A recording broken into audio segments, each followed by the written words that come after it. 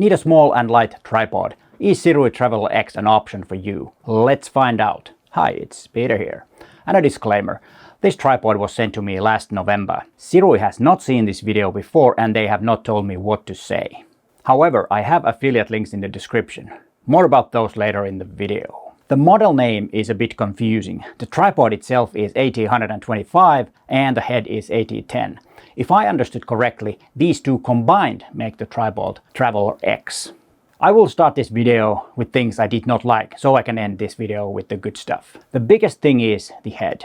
This is a video head and that is not the problem. The problem is the direction of the Arcasys plate.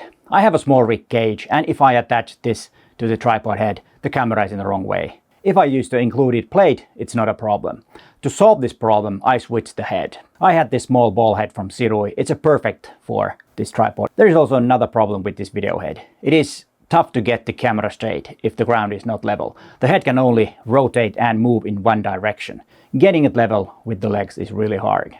Look and feel. The tripod is relatively tiny and it came with this lovely bag. It feels premium and is made out of carbon fiber. I like tripods made out of carbon fiber. They are nicer to handle when it's really cold. It is also a very durable material. The build quality is really good. Usability. This is a thing where this tripod is, if I not say perfect, but quite good. It has a reverse folding leg system.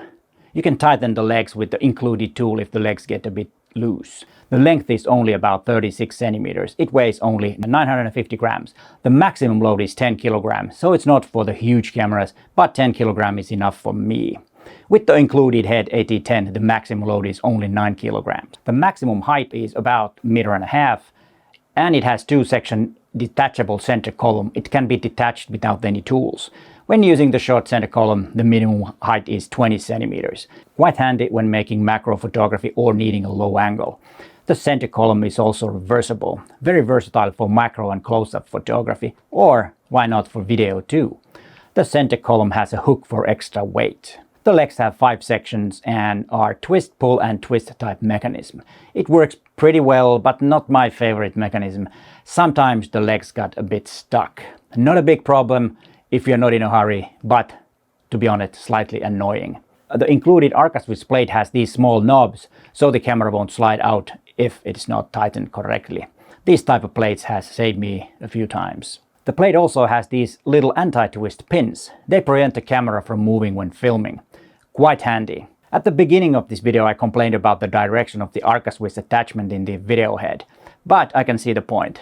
This way it won't block the battery door if you have a smaller camera. Then there is a nice little feature. The tripod has two 1/4 inch screw holes on the side.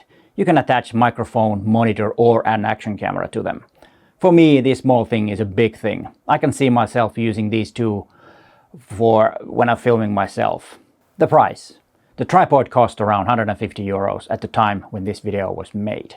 There are affiliate links in the description if you are in the market for a new tripod and find out that this one is suitable for you. Well, when do I use or need a tripod?